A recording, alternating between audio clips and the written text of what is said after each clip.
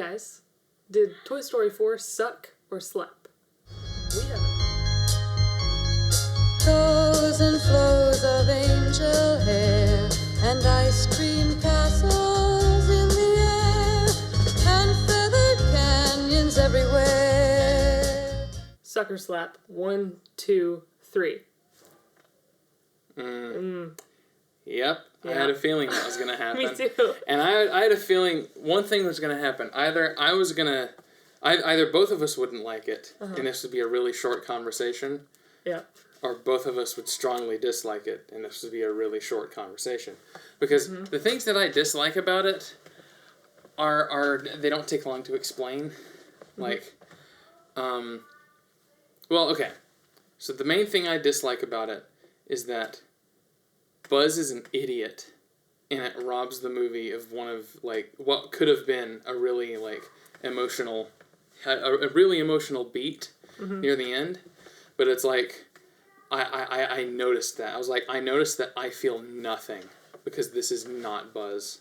Like, this Buzz is as dumb as the one that he, like, the one he found in the Toy Story, in the toy store in Toy Story 2. Yeah. Like, he's somehow reverted to that state. He doesn't think that he's a space ranger, but he's that stupid. Like, he's that just... Like, he can't... He's, like, got this gimmick all of a sudden. Well, and the other 3 movies... Okay, 2 and 3 he had a gimmick. And 2, the gimmick was they thought that was the real Buzz, and it wasn't. Whereas the real Buzz, you know, was smart and cunning and had a plan, and he was trying to outdo that Buzz to, like, help get him back on track. And then in Toy Story 3, he had the gimmick where he was stuck on Spanish, so they couldn't understand him. That was his gimmick there. In this one, his gimmick was just somehow Buzz has become so infantilely stupid that it goes way beyond Wreck-It Ralph 2. Like, Wreck-It Ralph 2, they made him pretty dumb. They made him like a child dumb. This Buzz almost doesn't feel like a person. He's so freaking stupid. Like, there were some parts where I was like, did that get past the first draft? Like, no one was like, here, let's workshop this. He seems kind of stupid. Like, this Buzz is dumber than the one at the end of Toy Story, at the end of Toy Story 1. Toy Story 1, where he gets over the illusion, he accepts that he's a toy, and he's doing, like, clever lines. Like, at the end of Toy Story 1, where he's like, Buzz, we missed the truck, and he's like, we're not aiming for the truck. Like, that was a cool line. He was still the adventurous, you know, Space Ranger. Space Ranger, yeah. Yeah, hero character, but he had accepted his situation. He's like, okay, I'm not a Space Ranger. That was all a lie. I'm a toy. But then he got over, you know, that initial shock of my life as a lie, and, you know, the whole Mrs. Nesbit thing where he was losing his mind. Like, he overcomes that, and he's like, okay, now I could do stuff. Like, I'm still useful. Like, I can, you know, I can help these people that I care about now. Then in the second movie, you know, he's once again, he's competent. He's leading the rescue mission to go save Woody. This one was so bizarre. Like, I almost felt like I must have missed something in those apparently canon shorts that they've released. Like, there's a bunch of Toy Story shorts that you know, are apparently how everyone got to know the new characters. And I don't know, did something happen where Buzz just becomes, okay, he gets put to the level that, like, the dumbest Patrick Star ever got on SpongeBob SquarePants. And to the point where him being dumb makes things go wrong. Like, it causes plot contrivances where it's like, why is this happening?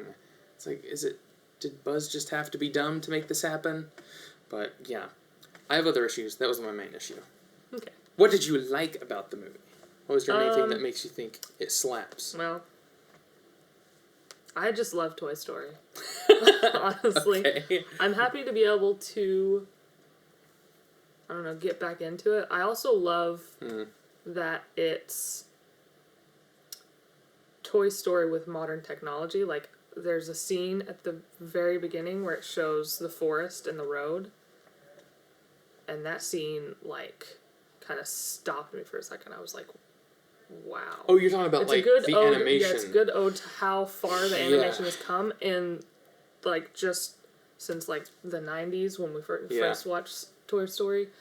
But it's also a really good ode to how good the first movies are at, like, when you think about, like, that was, like, the first jump into CGI. And they did such a good job at making textures, even if they were supposed to be, like... Well, it's because they picked toys. Yeah, they picked toys. It was a good medium. Yeah, they're plastic. And now they've put toys into this, like, realm of, like, super real CGI, and it looks really amazing. Yeah, the animation, the details, and everything was awesome. Was incredible. Also, the antique store where a bunch of the movie takes place, all of the lighting on every scene in the antique store is just like... You can tell they were trying to show off at a couple places, too. It's got so much, like, depth, but it's not super contrasty. Like, the antique store is very, like, dark and not super lit, but it's all this, like, really warm light, like the sunlight coming inside, or, like, the kind of old orange lights that kind of lit the inside of the store. And it's all older furniture, so it's, like, natural, like, dark wood finishes and stuff like that. Oh, man. Yeah, all of the dark furniture texture and stuff. Yeah, it was very pretty. And then, like, the playground, or, like, the carnival, all of that stuff, just, it looked gorgeous. Everything... Okay, so, like, the way things moved felt distinctly different from the original trilogy. Like, everything seemed way more expressive, but it seemed less grounded in their toys. Like, the way Woody moves in the first three movies is very ragdoll-y. Yeah. Like, he doesn't have a lot of, like... he's really floppy. He's a ragdoll, so he moves as if he was a ragdoll. Yeah, and I noticed it in this movie, where it kind of brought me out of it, where he still runs the same. He still runs like that, and it looks really goofy and silly, but he's a little ragdoll running around. So, it looks like someone holding his torso and just kind of flopping him around. The rest of the movie, he doesn't move like that, though. So when I noticed it, it was like, oh yeah, he's a toy. Then the rest of the movie, they just kind of move, but they're really energetic, and everything's really snappy, which is kind of... The movie's pacing is just, like, one thing after another. It's really, really fast. Yeah. That was another pro for me. It was just... It was fun. It was really fun. It was a Toy Story movie. It's still a Toy Story movie, but that also ties into the con. It's still a Toy Story movie, but we didn't need it. Oh, okay. So, here's something I want to talk about. And we're not doing spoilers yet. I kind of think we're on the same page there, but I'm seeing it in a different way. Like, I'm seeing it as this movie feels like a counterfeit to me. So it doesn't feel like a Toy Story movie. It feels like some other movie that's calling itself Toy Story, because the only character that acts like they did in previous films is Woody, and only sometimes. There's sometimes where Woody does really irrational and confusing things that seem out of character. Like, in the first movie, he's very smart, he's clever, he's a little conniving, and, like, in this one, he becomes so, I guess, anxious all of a sudden, whereas, like, he's been in worse spots than this movie. Well, yeah, but he also had a kid, and he was his kid's favorite toy in those movies. So you have to think maybe they did it on purpose to make him seem more anxious, because it's been so long, and he's worn and tattered and isn't the favorite toy. I got a little confused about that. Like, This is a problem where I have... okay, this is the problem I have with this movie existing at all. Mm-hmm. Because the third movie ends so perfectly. Right. Like, that ending scene where Andy is introducing each of them to... What's her name? Bonnie? Bonnie. While he's giving them over to her, and he's, like, playing with them for one last time. And it's, like, almost in this dream-like slow-mo. And then, like... when Andy leaves, and the last thing Woody says is, "So long, partner." Like, that felt like we're leaving the story now. The end. Yeah, like, the story is now over. That's great. Yeah, and like, the first two movies don't end like that. The first two movies end on there's more, more's gonna happen, It's not over yet. And then the third movie ends on an ending. And the third movie, I think, is still arguably the best of the three, which is insane. Yeah. I think it's not as good unless you've seen the first two, so, that kind of throws a wrench into what I usually think of sequels. Even more so, it makes it feel like this movie... This movie kind of undoes what the third one did so well. Right, and it also still feels like you need to have seen the previous movies. Yeah. Because it's like they're mentioning, like... older stories without enough context really. Yeah, they're kind of referencing old characters and stuff like that. What I thought was weird was I thought that this was going to have more Forky in it because he's in a lot of the promotional material. Mm-hmm. He's at best he's a MacGuffin, like he's just an object. Like, he's just an object that drives the plot forward, and he's kind of a bit of chaos that makes things happen that Woody can react to. But for large chunks of the movie, Forky's just not in it. Like, we even... A lot of the... Like, Forky has a lot to do with the villain, and you kind of just are told that they've been... things have been happening between Forky and the villain, and you don't get to see it because you're spending the whole movie with Woody. Right.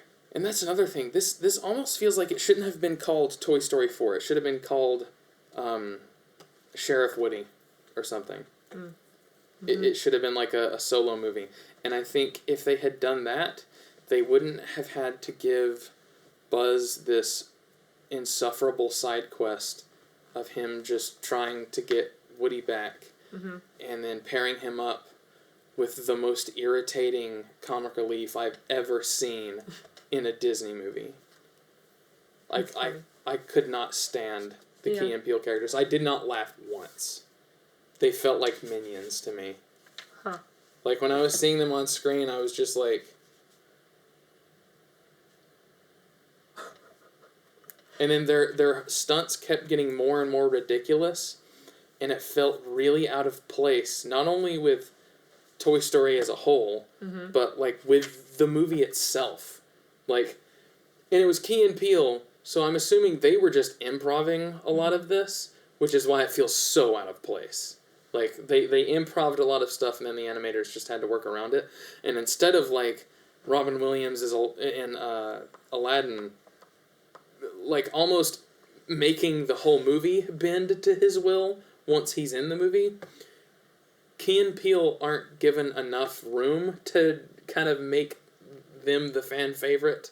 Or, well, not my favorite. I am in the minority opinion on this. Like, Rotten Tomatoes, the critic score is like 98, the audience score is like 96. It's interesting that you say that, because that was going to be my last pro.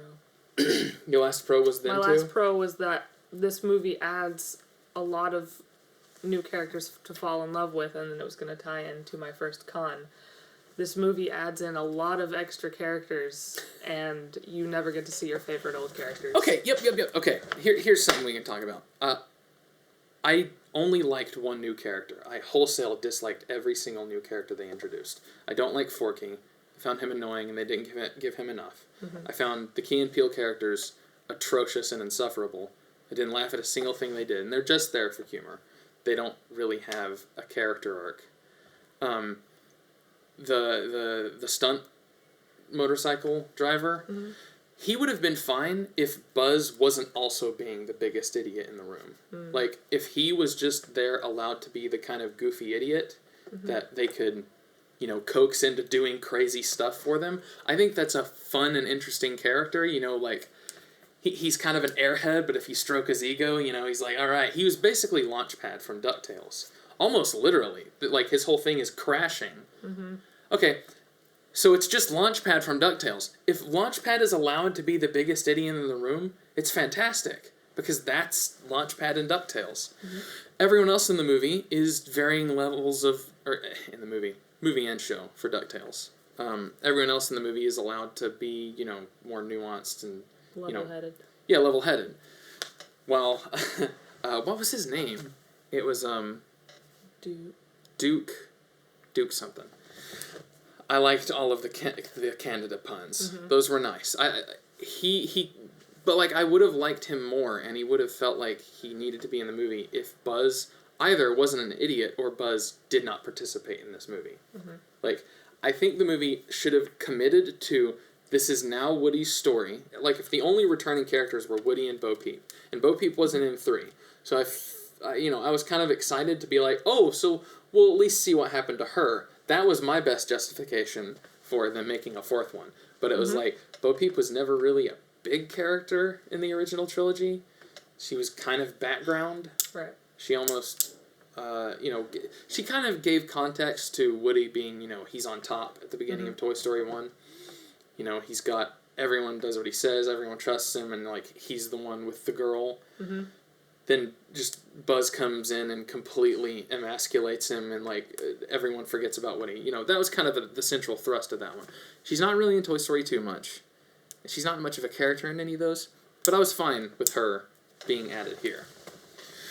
That's another thing. Like, I feel like my justification for going to see this movie was to see my favorite characters and to see more of the characters from the 3rd movie that I wanted to see more of, like Bonnie's toys that she already had, and seeing how they interacted with each other. Because did Bonnie not have any toys before getting? Well, and she didn't really care about them in this one either. She kind of just cares about Forky. Yeah. So everyone in this movie, you'd think would be feeling the same thing Woody would be feeling, but you get the... Yeah. It kind of feels like Woody's the only one smart enough to notice. I wanted to see more of the original cast, obviously. Yes, that's why I'm going to see a Toy Story movie. Especially if it's called Toy Story. If it was called Sheriff Woody, I would have had different expectations and I probably would have been more receptive to this. But then I would have wondered, why do we still have Buzz in here? Why do we still have some of the old crew? And why did you ruin Buzz? Anyway, I'm gonna try to stop talking about that. But, yeah, the new characters they introduced in Toy Story 3. Yeah, hardly there. Hardly there. I'm pretty sure each one of them maybe gets one line. The unicorn gets one line that's repeated over and over and over. Yeah. And I didn't think it was very funny. Yeah. This movie is not as funny as the first 3. I don't even think it's even close. Of the modern... It's very millennial humor. Yeah, it's millennial humor is not modern anymore. It's like, not? No. Okay. Oh, no, we're like off to pasture. We're like, we're being put down to die. It's a lot of millennial humor. It's a lot of, like, repetitive, silly things that keep getting... Yeah, and, like, misunderstandings, like cringe humor. And, the older Toy Story movies were better than that. They had, like, good written jokes. Whereas this is... Let's repeat something ridiculous. Lol. So random. And, like, yeah, you have Seth Rogen being a stuffed unicorn, basically saying one line the whole movie. It's like, oh, that's the unicorn? Yeah. That's not interesting or fun at all. And, like, you don't get the feeling that he does anything in the group. In the first Toy Story, like, okay, in the original trilogy, you kind of felt like this is a group of people, they're almost like co-workers, but they're co-workers in an environment where it's like, I don't know, you're always at work and you're having to, like, almost like a creative situation where it's like a play, where they're all, putting on a show And, they and all then have off to of be... that, they're rehearsing from the show. Or Yeah, and, Woody's the lead, so, Yeah. he's getting all the attention from the crowd. Yep. But, they're all supporting characters, and, some of them are doing set dressing and stuff like that. And it's like, all right, someone's coming. We all know what to do. We're going through the routine. Mm-hmm. I don't feel like that in this one. It's almost like Woody's babysitting a whole gaggle of morons, and the biggest moron is now going to make the plot go forward. Mm-hmm. And then the plot only goes forward when a moron does something, be it Forky or Buzz, or Woody makes a stupid mistake, mm-hmm. which feels out of character for Woody. Woody should make a stupid mistake when his pride is getting the best of him. I don't feel at any point his pride is getting the best of him. And before we go right into spoilers again, that's I don't know. Buzz didn't. Woody was the best character as far as the returning ones.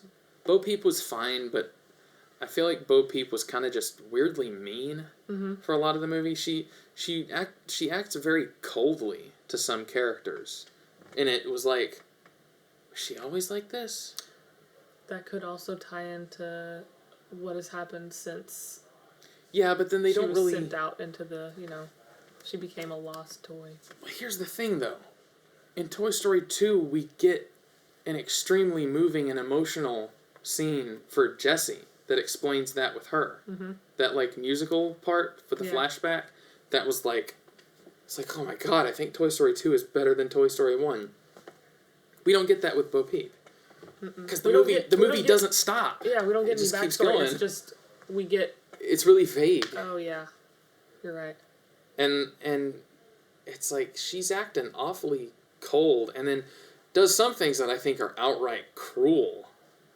That was like, that's weird. Are we not going to address that? We don't address that. It's very bizarre. Mm-hmm. Well... I think the movie's really mixed and inconsistent. Not just mixed as far as the things that I liked. Some things were almost like, okay, is it about the old characters? Is it about the new characters? Is it about Woody? Why is Buzz so stupid?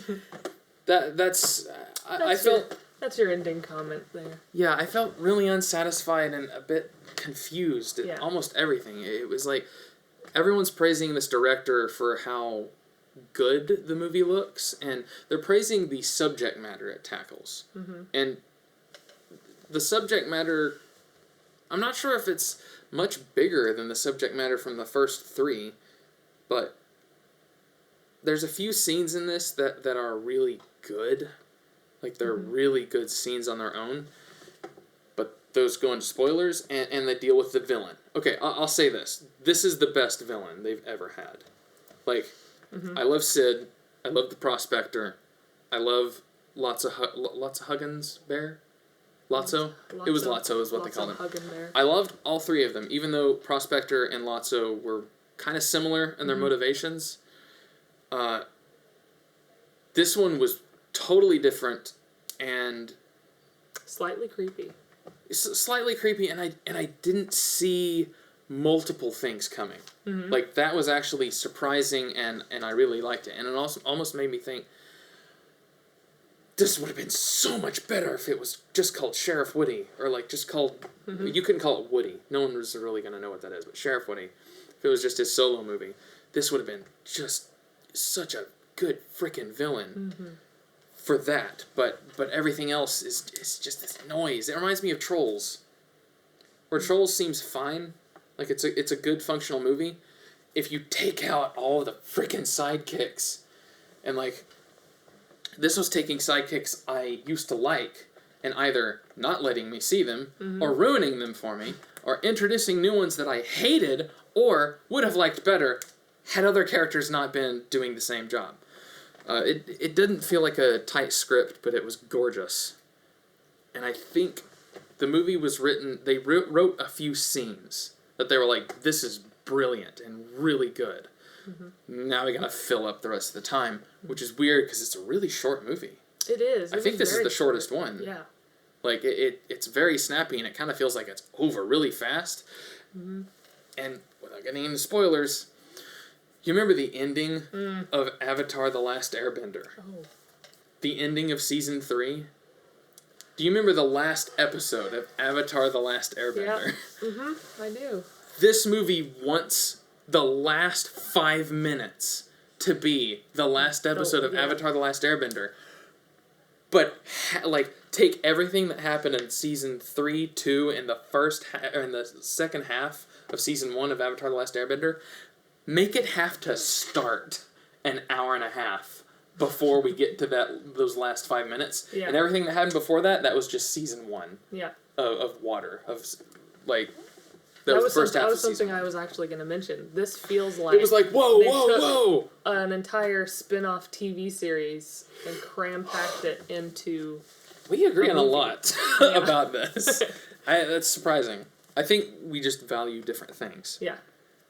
But yeah, and I didn't hear any of this when I was looking online at what other people were saying. Everyone was like, "This is a freaking masterpiece." This could be the best one. Oh, I cried so much, and I was I didn't crying. cry. I hardly I laughed. cried. Okay. I cried. I laughed. I cried. I cried once, and it's kind of spoiler, but it's cheating. It's like, if I see this out of context in a YouTube video, I cry at it. Mm-hmm. So, it kind of looks like we need to go into spoilers. Yeah. But, I really didn't like it. I have no desire to ever see it again. Tabitha liked it all right, and we basically agreed on everything. I cried. It moved me, Bob. Yeah, it's the end of Toy Story. Or is it? They left some... That's the problem. It's like... Fuzzy fuzzies there at the end. As if they were going to try to do some more spinning off. Well, see, no, everything. I'd prefer if it was spinning off. Well, if it was spinning off and starting directly from one of the two plot lines. Yeah, okay, so... That get, We need to do spoilers now. Okay, yeah. So that we can stop I don't have any more notes written down, so I'm just gonna go. Okay. Well... So, this is if you don't care if you've already seen the movie and you're just kind of here for the discussion. Yep. Woody's big moment is that he doesn't go back with the original group. And that's when I cried, but I only cried for that moment when they were saying goodbye, and then I was just like... My reaction was this. I was like, oh, okay. It's like, well... But I don't care now. You spent the whole movie making sure I wouldn't care about what should be a huge moment. Andy leaving the whole gang should be just as big as Woody leaving the gang. Because Woody's the main character. It should be even more of a thing, because it's obvious that your kid's going to leave you, but when, Woody leaves the gang... has to go to college. Yeah. But yeah, when Woody leaves the rest of them to go kind of start a new journey, which on paper should be that should get me. Yeah, it got me for a little bit, and then it didn't really get me that much. I was kind of just shocked that it was happening. Not shocked I didn't know they were going to do that. It was kind of I can't believe you're doing it like this. I could see it coming, but yeah. I was like, you can't have this scene of Woody hugging Buzz's jetpack a little tighter than everyone else's when Buzz was someone he was having to babysit this whole movie, whereas they seemed like a team, a duo, like an adventure duo, it was this moment is being ruined by the rest of the movie. Yeah, the lighting in the lighting in the scene where he's saying goodbye to everyone. Carnival. Yeah. Such a good setting for really pretty God, colors and really good lighting and toys, the way the focus, the soft focus. Yeah, I was like, I was like, that's where I started to think, okay, this scene was written before the rest of the script was. Mm-hmm. Because at some point in the script, they were like, we don't know what to do with Buzz, just make him dumb. Just make him insufferably dumb. And the thing is, I know that you could have done the same gimmick with Buzz and had it been, and make it be really good. Make it to where Buzz is actually, as an intelligent person, he doesn't know what to do. So he just hits that, just to see if it works. He hits the button of his little voice recording, just to be like,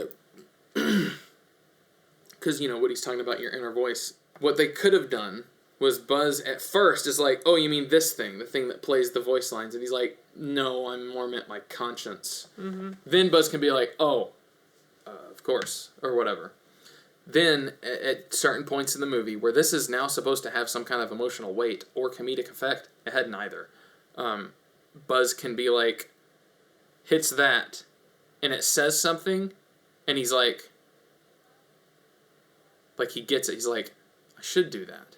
Mm-hmm. And then that can be kind of this moment, like a slow zoom moment, where Buzz is like, he doesn't know what to do, and he hits that, and it's kind of out of context, but Buzz is able to contextualize it as, okay, I am going to do that. Mm-hmm.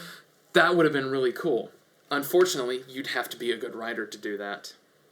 And I think this movie was written by a lot of people, and one of them was a good writer. The good writer did the scene, or pretty much every scene with the villain, where mm-hmm. she's having, like, a human moment, like an emotional beat, because all of those were good. I don't know who that voice actress was, but she was doing a bang-up job. Mm-hmm. The scene where Woody goes back alone to save Forky, which, first of all, it was bizarre that no one wanted to help Woody. Yeah. I was like, what? Not only that, but it made the entire thing they just did with Buzz... Yeah, pointless. And then Buzz... Like, Buzz was going out... went back home. Yeah, Buzz went back. It didn't make any sense. It was like, why did Buzz leave? He didn't save Woody. He didn't save Forky. He didn't even help. He kind of made things worse in a lot of ways. Why was Bo Peep like, forget about saving Forky? It was like he was some like second-class citizen. Like he was less than, well, not human, less than a toy to her. It was trash. Yeah, like she thought that she had some like weird prejudice against Forky. Like she didn't feel any empathy towards them. She only wanted her sheep. Yeah, she wanted the sheep, and it was like, all right, I got my sheep. I don't care about that. No one's with you, Woody. I'm leaving. And it was like, oh my God. She's definitely going to need some big character development moment. Never happens. Apparently, Bo Peep was right. Woody was wrong. Mm-hmm. However, it does lead to one of the best scenes in the movie. A scene that almost seemed like it was taken from a movie that was way better than this one. Where Woody's backing up with the pencil mm-hmm. as the villain, I can't remember her name. And all of the dummies. I was about to say Annabelle. Lol. Yeah, living doll. But like the dummies are kind of closing in on him, and once again, the framing and the lighting in that scene was just stellar. And also, Tom Hanks' voice performance in that scene is fantastic. Mm-hmm. Like the delivery on those lines. And you can and it was nuanced. Like she is manipulating him. Mm-hmm. But you get the feeling that he knows that, but he also starts to understand her. Mm-hmm. He kind of sees through it, mm-hmm. and I don't know. It's a really good moment mm-hmm. between like it's a really like vulnerable moment between Woody and this villain, and I was like, oh, you'd never get that with the villains in the first three. Mm-hmm. Like that was so good, and then the scene where she gets rejected was so good. Mm-hmm. Like that hit so well. Like mm-hmm. I was like, that could have been the people who wrote Buzz and let Key and Peele's characters into this movie. They didn't have anything to do with that part of the script. There's no way because it was done way too well. Like it was. It almost didn't seem like a kids movie though. Yeah, it had this kind of dark humor to mm-hmm. it, where the girl's like, and then throws her. And it was kind of like in that, you say it didn't seem like a kid's movie. You start remembering stuff from the first three movies. Like Sid's room and how Sid is kind of a psycho. Yeah. But the whole thing where it's like, oh, you're broken. I don't want to play with you anymore. And then it's like this really weird, like surrealist nightmare scene. And he's falling into a pile of broken up toys and they start pulling him in. Yeah. Like, it reminded me of the good parts of the other movies. Yes. And yeah, that was really well done. And that is when Woody starts acting like Woody again. Mm-hmm. And I thought it was weird how it seemed like they started trying to subvert and criticize the old, like the original thing where it's like no toy gets left behind. Like for whatever reason, like Bo Peep was like talking down to him for thinking that, and Buzz didn't back him up because Buzz is a moron. Like Buzz didn't have the mental capacity to defend or reprimand Woody, even though Buzz totally could in the previous movies. Yeah. Oh God, there were some scenes that were so good, and I was just that was like jolting me. It was like there's good parts in this trash fire. So what's going on? What's the deal?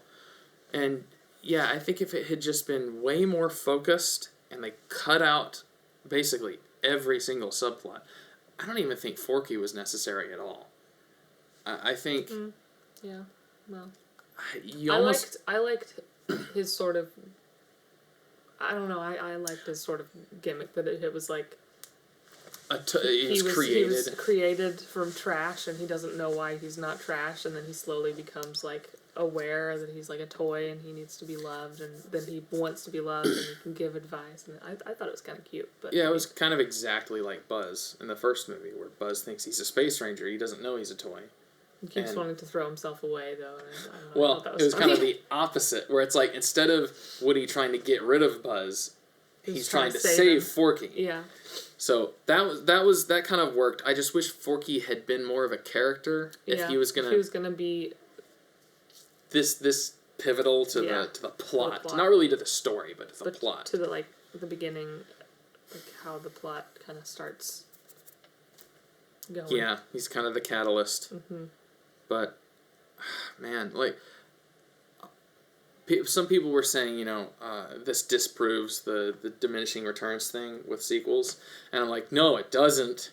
It's shocking how much it proves that can touch Toy Story. Mm-hmm. When the previous Toy Story movies felt like the sequels are just as good, if not better, than the original, and the successor better than the predecessor. Like I like the third one more than the second one. I've seen the third one possibly the most now. Which is weird, because I saw the first one a lot when we were little. Yeah. But, like... that tape got dang worn warped. out. Yeah. Yeah, I don't, like, have any desire to watch this one again. It felt really odd and out of place. And at some points, it almost felt cynical. Which was, like... Bo Peep, a lot of the times, felt cynical. And not even the villain character seemed cynical. She seemed creepy and like, she seemed creepy and damaged. She didn't seem cynical. And oh gosh, I just realized something that freaking brilliant.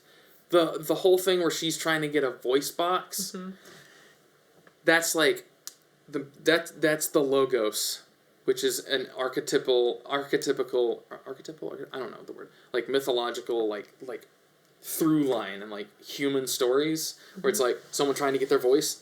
Little Mermaid. Oh yeah. Like she's trying to get her voice, but there's like a high price to pay for it, and her price to pay is she has to steal it from someone else. But because no one wants to give away their voice box. Right, but she's able to convince him, even though she thinks she's manipulating him. She's kind of able to convince him to give it up because he's also a character. Yeah. He's not just a reactionary in this situation. He's able to decide she needs it more than I do, so I'm going to give it to her. And because I want to get Forky back to his owner who loves him. Yes. Yeah, like Woody's sacrificing something. Mm-hmm.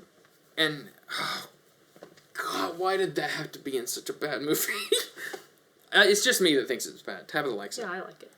And that stuff's really, really good. Uh-huh.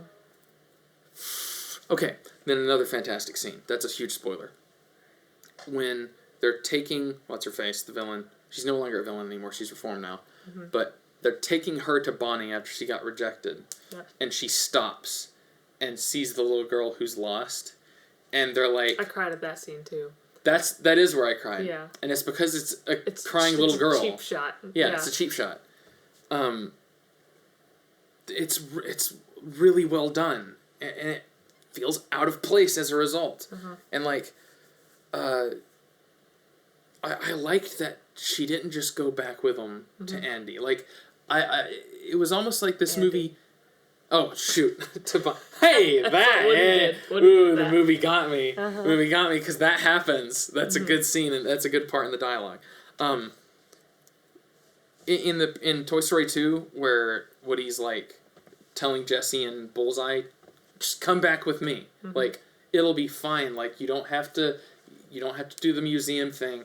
And that was almost like, God, these movies are really good as far as their metaphors. Like, Toy Story 2 is very much about fame and like sacrificing everything for fame. Like, but like people won't see you as a person. Like, you won't have any relationships. You'll just be there in a box. You know, on a screen. Woody's like, don't worry about that. You know, come have a family. You know, you'll like it here. In this one, it almost looks like it's about to do that. But then she's like, I need to help that person. and Woody, like, gets it. As soon as she, like, starts to... I think as soon as, like... Woody sees that happening before she even says anything. And Woody gets it. And then Woody knows. He's like, I can trust that this is going to be fine. Because, like, she was acting differently at that point. Yeah. She wasn't desperate for her affection. Yeah, she was desperate more. Yeah, she was like, I want to help that person. Yeah.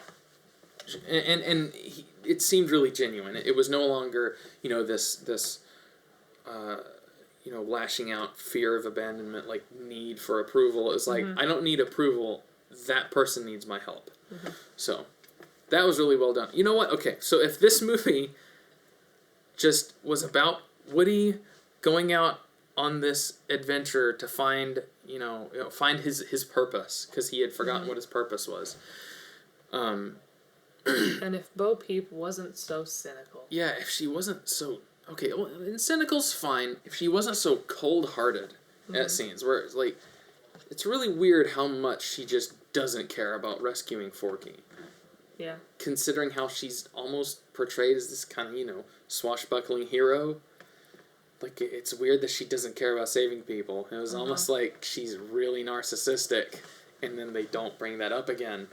So, For me, I feel like it should have been just Woody's movie, or it should have been Woody already like leaves in the beginning and goes on his own adventure, and then they have the adventure where Buzz and the gang is trying to save this new character. Forky. And then you would have had to have made Buzz smart. Yeah, you would have had to have written him like Buzz.